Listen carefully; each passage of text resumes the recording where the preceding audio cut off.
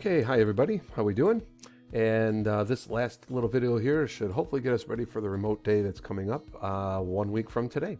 So at this point, you should have your team completely created right here. I should be able to go inside of my team, click on the three dots, come down here to Manage Team. And I just want to check on my roster, so I'm going to click on Members and Guests, that little triangle right there, and here are all of the team members inside of my team. I also want to make sure that they're all muted.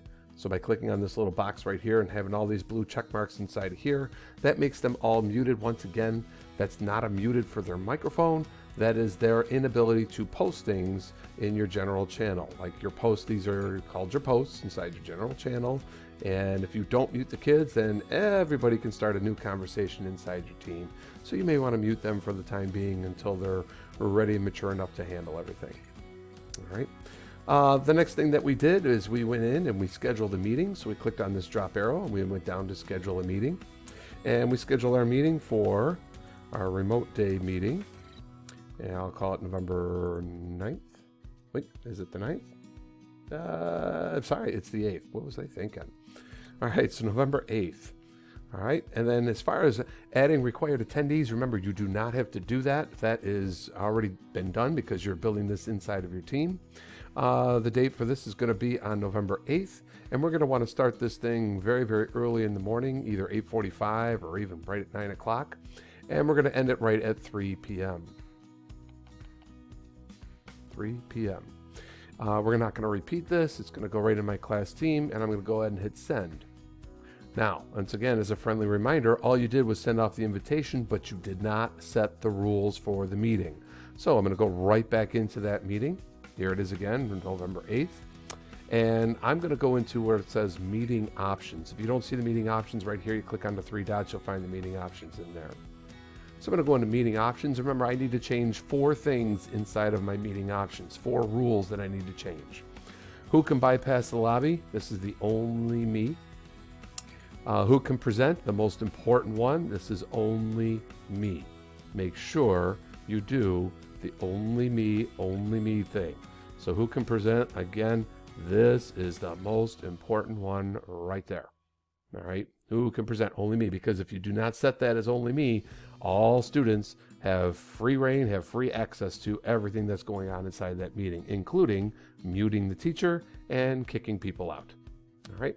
If you have a co-teacher, this is where you would assign them, but you would have had to schedule them as a required attendee earlier.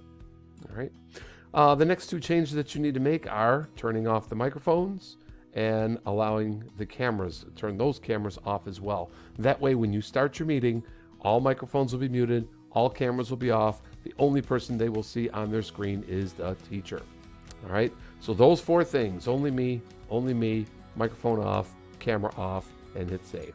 This is stuff that we covered inside of the October 17th Professional Development Day. So once the rules are set, you clicked on save, we hit done. I'm going to come back here inside of my team. I can go ahead and join that meeting right now, but it's really not for another week, so I'm not going to do anything to it. I'm just going to go ahead and hit close. So that meeting will stay right here inside of their team. It'll stay right here inside the posts. So the day of the meeting comes, the kids are going to come in here. They're going to click on this box. They're already going to see a join button in there because you're going to start the session. If they get in there before you, it's not a big deal. They're just going to sit in the waiting room until you let all of them in. Okay. Just a reminder how to let them in. I'm just going to go ahead and fire up a quick meeting right now. We're going to pretend that this is my meeting for that particular day. All right, so the meeting is going on, and when I click on people right here, this first guy right here, people, you'll see a list of all of your kids will be down here. All right, now, all these kids will be sitting in the waiting room until you admit them. You can either one by one admit them with the little green check mark, or there'll be a box up top that says admit all. And I'd recommend just hitting admit all. It will let all the students in your meeting. Okay, if you see a student is not there, you come into the people, and you can see, like, okay, Scooby-Doo's not here. I can hit this box to request to join. That means his computer will start ringing and he'll know how to get in. All right, or she will know how to get in. It's Scooby at this time. So, all right. Once again, if you want to share your screen, I click on this up arrow. And remember, you want to always hit this include computer sound, because if you do not toggle that bar over right there, and you start showing a video, the kids will not see, or I'm sorry, they will not hear what is on the video. If you want to share your screen, I recommend just hitting screen right here. So hit that screen button, and then you'll notice that on your screen, you'll see a red box that'll show up on your screen. That basically means whatever is in that red box is what the kids can see. So you can minimize, you can go to different websites, you can check your email, whatever you want to do, but those kids are going to see whatever's in the box. If you want to come back to the meeting, double click right there, it brings you right back. And then I can go ahead and hit stop sharing. All right. So let's say, for example, you forget to toggle that over, include computer sound. And say you forget to do this, and you just start sharing the screen, and you start sharing your YouTube video. Well, there's a little pop-up menu that shows up at the top. I'm just going to hover right at the top middle here. Don't move my mouse for a second. And you'll see that this little black control panel comes up, and you'll see a little square right here that will basically tell you, all right, the line that's going through it with the sound, it's telling you that it's off, so I need to enable it. So now I turn that on, and now my computer sound is now back on. Okay, double click, and I'm back. I'm going to go ahead and stop sharing. Remember, at the end of your meetings, do not just click leave, because the meeting will still be going on. All right, at the end of the day at 3 o'clock or whenever your last session with kids are, you're going to want to come over here to the drop arrow and hit end meeting. And then you'll hear that little sound that's going to kind of go out, and your meeting has now ended. Okay, so we scheduled the meeting already in the PD on October 17th. Hopefully you were there. And I showed you basically how to start up the meeting. We just showed you how to share your screen, how to include computer audio, and how to admit your students. Now, they're gonna need something to do. So we come over here to assignments, all right? Before we do any of that, one of the other things we did in the October 17th PD is we made sure that we activated our class notebook. So I click on class notebook. If you don't see anything showing up inside here, then you never did that. All right, and then what you will want to do is you want to click on the button that says create a new notebook or create notebook. All right, and go ahead and do that. Even if you don't know anything about the notebook, please make sure you activate your notebook, because I'm going to come up here to assignments right now. And this was the other thing we covered, how to make an assignment inside of Teams. So I click on assignments. I come down here to create. Now, if you have old assignments from your old teams, you can go ahead and click from existing and find that old assignment, or I'm just going to create something new. So I clicked on create assignment, and I'm going to call this one, let's just go like this, remote day ELA assignment. All right. And in the instructions, I'm going to put down click purple icon. And I capitalized purple icon for a reason. Click purple icon below and draw or write or type or whatever you want them to do on the attachment. All right, and draw, write, or type, whatever the directions might be. Now, here's the difference between attaching something and putting something new out there. Attach basically means you already have something made. Right now I don't have anything made. So I'm going to do a plus new. So I'm going to add something new. And I'm going to look for the purple icon. That's the class notebook page. The reason why I'm not going to do a Word doc, Excel, or any of that is because I can do all of these things. Well, maybe not PowerPoint, but I can do all these things right here inside of my class notebook page. All right, so I'm going to go ahead and click on class notebook page. And it's going to tell me, okay, what do you want to name the page? I'm going to call this one Remote Day ELA, and basically now it says, okay, location in the class notebook. So where are you going to put the teacher copy of it? Well, I'm going to put it in the teacher only section. And you probably have a section in there that says something like how to use the cheat or using the teacher only space, or you can make new sections in there later. I'm just going to, for today's purposes, I'll use what you guys have, and that's clicking on using the teacher only space and hit next. So what I'm doing is I'm making a copy in my teacher only space, and now I need to make a copy in the student notebook. All right, so I'm going to put this in either homework or handouts or journals, whatever sections you might have in there. I'll just put it in class notes for right now, and I'm going to hit attach. Okay, so all I've basically done is I put a blank sheet of paper in my notebook. I've put a blank sheet of paper in the kids' notebook. There's nothing on there for the kids to do yet. So let's put something on it. So I'm going to go ahead and click on this attachment. And remember, this is a video, so feel free to pause, rewind, and do what you need to do. And you'll see my Remote Day ELA title is there. But again, this is a blank sheet of paper. There's nothing on this thing to do. So I could insert an online picture if I want. And I've showed you the example of a turkey, coloring a turkey kind of thing. All right, so I need a black and white turkey. All right, here we go. Here's a good little cute turkey here. I'm going to go ahead and hit that turkey, and I'm going to hit insert. So now it's going to take this picture. This could be a picture that I pulled from online. I can get my snipping tool going here. I could drop something from my snipping tool. So let's go like this. I'm going to open up my snipping tool. And let's say I have something from, oh God, I don't know. Let's say I have some math problems from a website or something. I don't know. I'm just coming up with something right now on the fly here. All right, and let me just do an image real quick just to show you kind of how we can put in a picture. All right, so here's like a math worksheet right here. I don't even know what this is. Free math worksheet, sounds good to me. Free is always good. I click on this math worksheet, and here's some skip counting things. All right, let's do some skip counting. So I know this is not ELA, but you know what, why not? So I'm gonna go ahead and use my snipping tool, snip all the way around this guy like that. Now here is what I have snipped from the website. I didn't download anything, I just snipped it. I'm gonna hit Control-C to copy it, and I'm gonna come back into my team, and I'm gonna leave my turkey there for now, and I'm gonna hit Control-V is the hotkey for paste. And I'm gonna drop that snipping tool right on there, or drop that image of that math problem. Hopefully it shows up. As that guy's coming in, I'll just go over here to my turkey, and remember, with the turkey, and any picture you want to put on there, let's just try to make that sucker a little bit bigger for you. Here's that numbers chart right there. I use my snipping tool.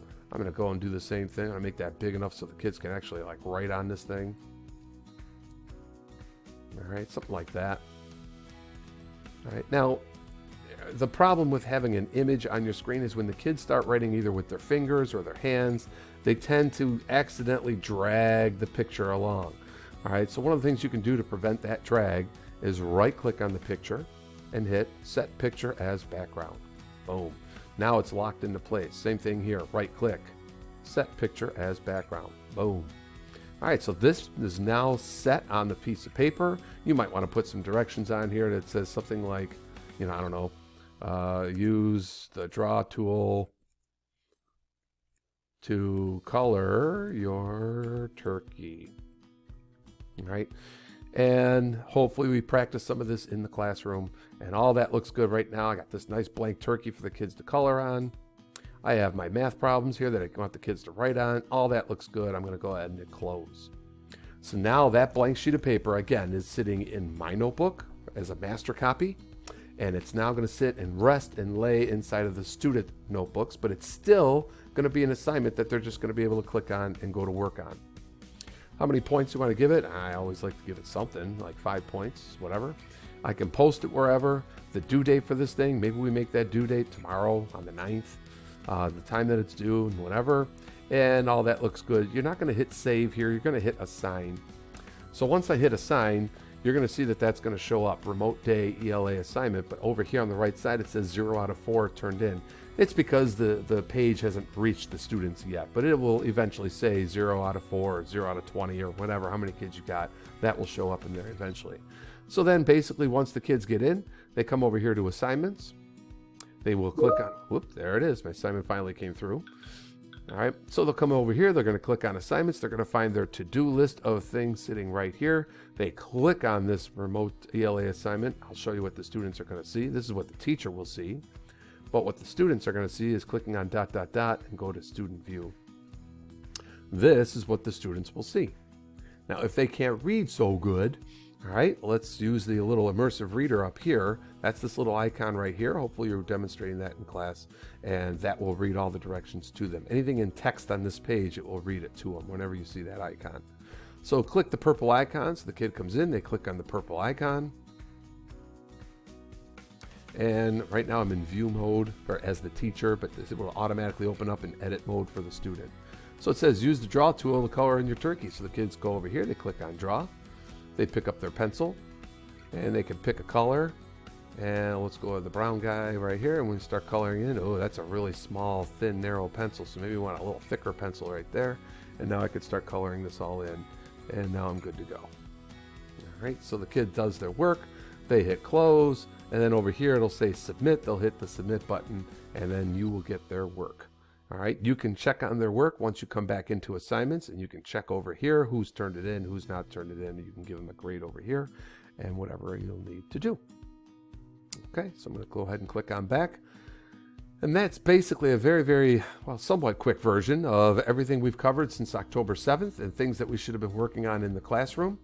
The last thing I wanted to show everybody is Nearpod, because you will be expected to teach the kids live, all right, in a synchronous format. So they should be able to be doing stuff with you live and just instead of sending them somewhere.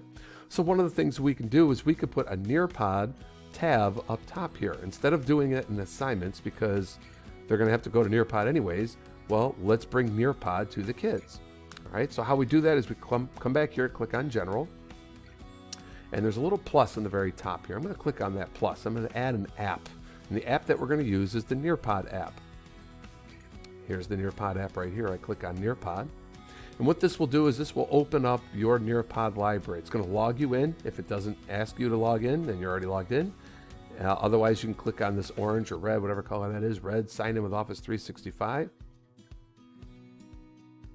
And now I'm signed in, or I'm signing in, I should say, to Clever. Oh my God, not to Clever. I'm signing in to Nearpod. And now I have my library of things. So you should probably do this ahead of time. You should probably go to Nearpod ahead of time and find something for the kids to do inside a Nearpod library or inside the district library. There's some things there. So I can come in here, I'm going to make this a live presentation. So I click on live presentation. And the title of this is Thanksgiving, but maybe my kiddos can't read so good. So I hit the Windows period, and then my emojis come up. So I just type in turkey, and it narrows it down to the turkeys. And I'm going to use this cute turkey right here, and I'll X out. So basically all I need to do is tell the kids to find the turkey, and they will get into my live presentation. So I hit save. And then the turkey will show up at the top. This is your live presentation. So when you tell the kids, okay guys, we're going to do a Nearpod right now, I want you guys all click on the turkey in the top here. They're going to basically minimize you and find the turkey. Now you have control over what they're going to see. This is your view right now. Once the kids click on turkey, they'll have to enter in their name or initials, all right, even their first initial, whatever, and then they'll automatically be in. So whenever you advance the slides, all right, and remember when you get to a video, I would do all devices. If you're in class, you would do this device only. All right, so I'll hit all devices. But whenever you advance the slides over here, you're going to be advancing the slides on the kid's screen as well. So finally, this is all the things that we covered as far as making your team, muting the students, making sure that everything is all set as far as settings are concerned, and then also, creating the assignment, creating a tab up here for Nearpod. And other than that, you should be in pretty good shape for, hopefully, fingers crossed, hopefully be in pretty good shape for your for the big day next week. All right. Again, if you have any questions, I will be available on the chat. I will probably be stationed at Abbott Elementary. We'll have Phil Maiano over at Cataract. We'll have Dee Dee Stasiak. She'll be at the 2 prep schools. And then Dave St. Ange will also be at the high school. But you can reach any of the 4 of us in the chat inside of Teams over in the hallway, right over here. Click on chat and then go ahead and message whoever you need to message. And we should be in good shape. All right. Well, good luck, everybody, and have a good rest of your day here. Bye-bye.